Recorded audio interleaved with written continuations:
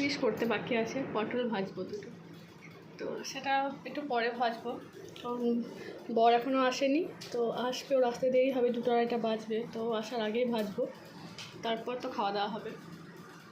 স্নান টান করে একদম রেডি হয়ে বসে আছি।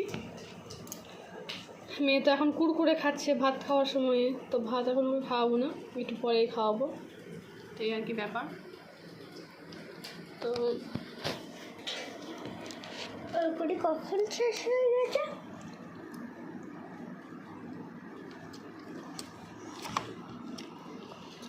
খাচ্ছে এখন বড়া ভাজা।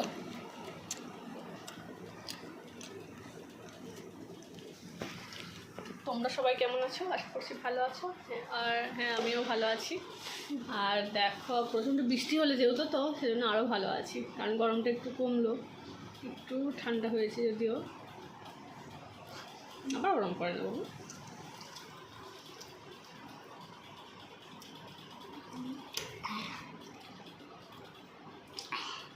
আজ মেয়ের পরীক্ষা নেই, তো কাল আছে পরীক্ষা, তো আজ সারাদিনই বাড়িতে, আবার ওরম করে না, সারাদিনই বাড়িতে আছে। বাড়িতে সকালে একটু পড়তে বসিয়েছিলাম ঘুম থেকে ওঠার পর, তো তারপর থেকে ফোন নিয়ে পড়ে আছে। 1 GB নেট শেষ, আর 1 GB মনে হয় অর্ধেকটা আছে হয়তো, 2 GB করে নেট থাকে আমার।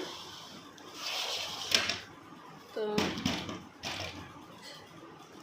ঘরের মধ্যে আছে, ঘর থেকেও নিতে বেরোই না ফোন পেয়ে গেলে। আর আমি তো সকাল থেকে কাজকর্ম, রান্নাবান্না সব কিছুই করা হয়ে গেছে। আবার ওখানে ওঠে না বাবু, নাম।